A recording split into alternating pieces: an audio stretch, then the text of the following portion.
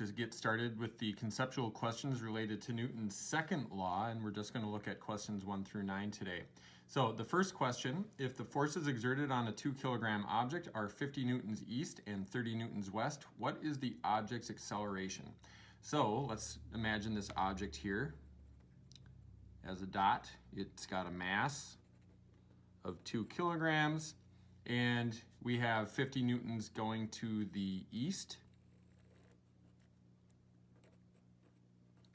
and we have 30 newtons to the west. So the first thing we have to figure out is what is the net force here? Well, 50 to the right, 30 to the left, that means in essence what we have is 20 newtons to the right, or I'm sorry, to the east. And we still have the mass of 2 kilograms, and what is the question asking for? It's asking for the acceleration. So how do we find the acceleration if we know force and mass? We use Newton's second law. Newton's second law states that F equals ma, and another way of writing this is F equals m times a. And again, if I know any of two of those three, I can always solve for the third. So in this case, a equals F over m. And we've practiced that a number of times before. So a equals F over m. 20 newtons divided by 2 kilograms equals, 20 divided by 2 is 10 meters per second per second. That is the acceleration in this problem. That is A. All right, let's move on to number 2. Okay, number 2, suppose a cart is being pushed by a certain net force. If the net force is doubled, by how much does the acceleration change? So is it A, is it cut in half? B, it remains the same. C, it doubles as well. Or D, more information is needed. So again, let's figure out what's going on here. You've got a cart. I'm just going to represent it as a dot again, being pushed with a force. And we'll call that force F. All right, now let's say we take the same cart, but we're going to double the force. We're going to have two forces, or one force that's twice as strong. We'll just call that force 2F. All right, so now the question is, how much does the acceleration change? Well, our assumption is the mass stays the same both times. And so to find out how acceleration changes, let's put this into the equation. We don't have any numbers, but we can still use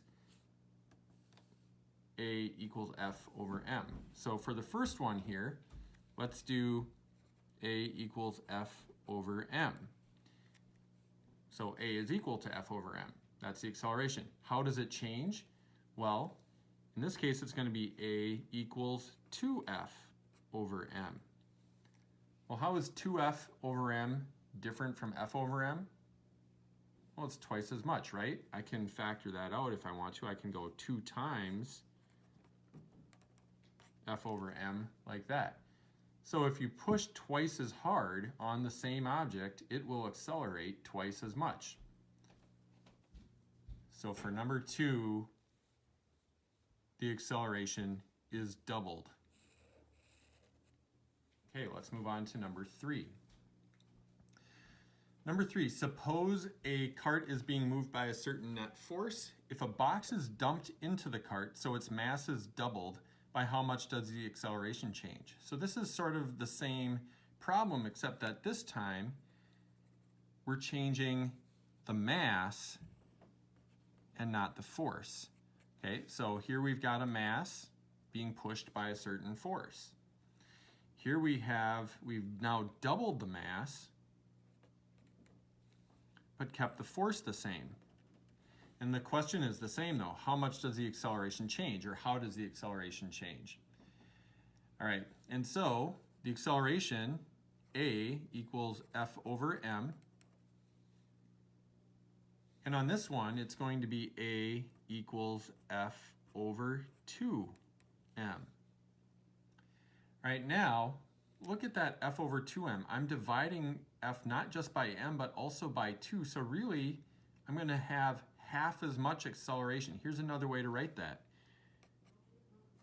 equals 1/2 times F over m. 1/2 times F over m is 1/2 what F over m is. So if you double your mass with the same amount of force, you cut your acceleration to 1/2 of what it was. So here the acceleration is cut in half. Number 4, if a loaded truck can accelerate at 4 meters per second squared and loses its load so it is only half as massive, what acceleration can it attain for the same driving force? Okay, so here we've got our truck. And the truck has a certain mass, which we don't know. We know that it has a certain force.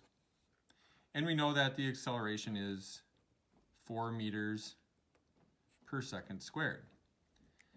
All right, now some of the load falls off the truck. And so now we're at 1/2 the mass. Truck is still pushing the same amount, so F is the same. And the question is now, what is our acceleration? So this is similar to the prior problems, except now we're going to attach a number to it. So here, acceleration is 4. If I was to do any math, it'd be A equals F over m. That's just our same equation that we've been using the whole time here. Now, down here, it's going to be A equals F over 1/2 m.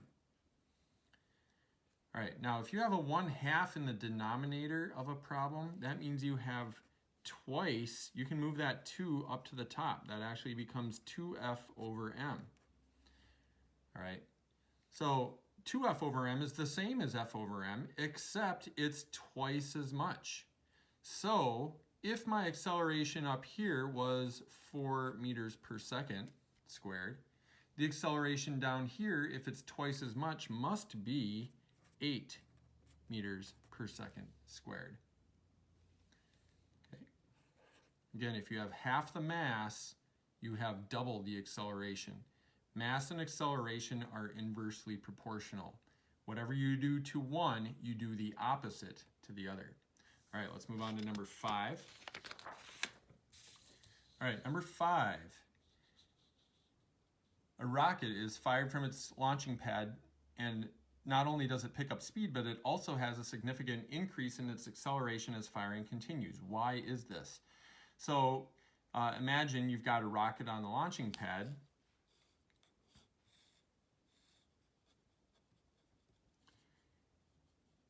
And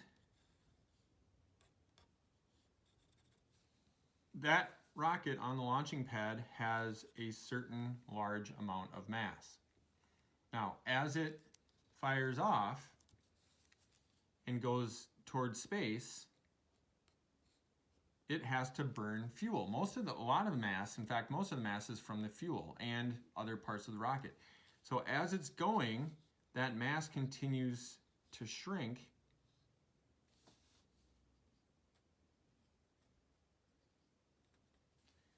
as it goes higher and higher. All right, but the force getting pushed out the back remains the same. All right, so what happens, as we've seen in the previous questions, what happens to an object if it loses mass yet maintains the same amount of force? Well, we know that it accelerates, and it accelerates more and more. So what are our choices? A, the astronaut pushes on the accelerator more. Okay, that's not a thing. Rockets don't have accelerators. B, the mass of the rocket decreases as it burns fuel, and that's what I just talked about here. All right, let's move on to number 6. The force of gravity is twice as great on a 2-kilogram rock as on a 1-kilogram rock. So then why doesn't the 2-kilogram rock fall with twice the acceleration? Now, if you go back to our studies on weight, force, and gravity, we know that all objects fall with the same acceleration. And we call that special acceleration that objects have when they're in free fall g, and we know that that is 9.8 meters per second squared. And the question is saying, why is it 9.8 for everything? If you have twice as much mass, you're going to have twice as much force on that object according to Newton's second law. right? If that A stays the same, in this case it's G, but you double that number, you should be doubling the force. And in fact, that is what happens. So what we have here, let's look at the two rocks. Here I've got my 2 kilogram rock, and I know that it is going to fall at a certain acceleration, A. We'll pretend we don't know what it is. But we also know that the force of gravity down on this rock is equal to 19.6 newtons. All right, the 1 kilogram rock is going to fall with a certain acceleration, and its force is only half as much because it has half the mass. That's 9.8 newtons. All right. Now notice here the ratio of force to mass is the same. Let's look at Newton's second law again. A equals F over m. So A equals F over m here, 19.6 newtons over 2 kilograms equals 9.8 meters per second per second. That's the acceleration of this rock. Has twice as much force, so shouldn't it be falling twice as fast? No, because the mass is half as much. Let's just prove it mathematically. A equals F over m here. The force is 9.8 newtons. The mass is 1 kilogram. 9.8 divided by 1 is just 9.8, so 9.8 meters per second per second. All right, let's look at, so the answer is because the ratio of force to mass, which is acceleration, is the same. All right, let's look at number 7.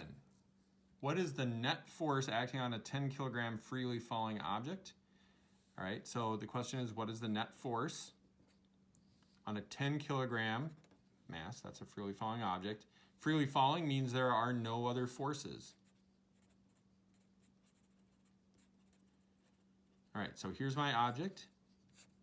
It's falling.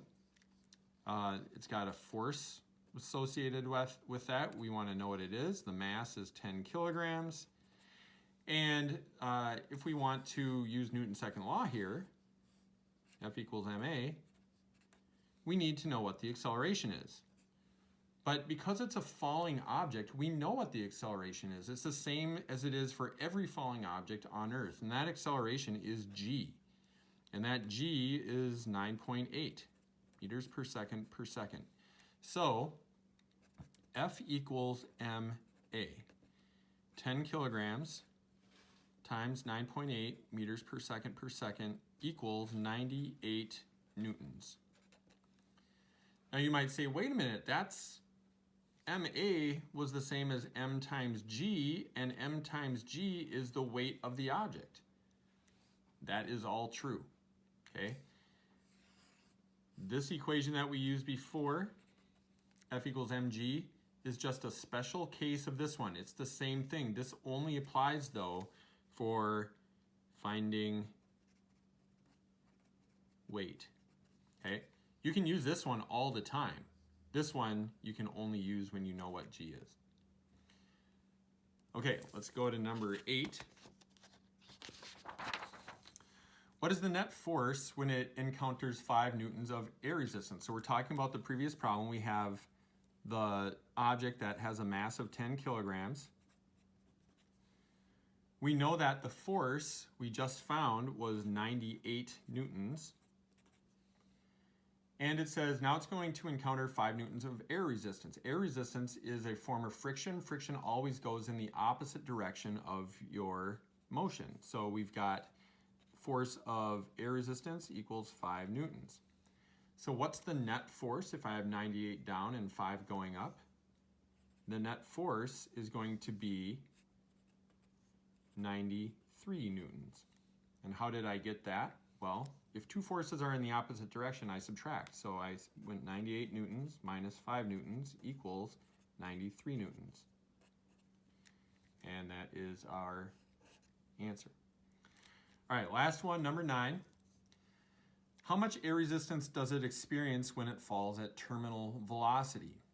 All right, so we're asking about how much force does it now have when it's at terminal velocity. Well, what is this? What's terminal velocity? Terminal velocity is the fastest speed a falling object can reach. All right, if a human being jumps out of an airplane, the fastest they can go is about 120 miles an hour, or 55 meters per second. So why can't they get any faster? Why can't they accelerate? And the reason they don't accelerate is there are two forces that are balanced on them. You've got the force of air resistance going up, and you've got the force of that person's weight pulling down. And those two forces are now equal. And in the previous example, the object we were talking about, we said that the weight was 98 newtons.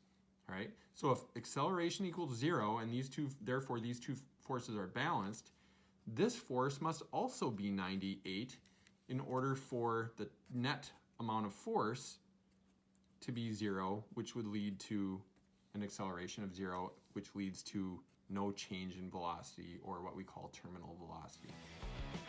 All right, that's the end of that worksheet.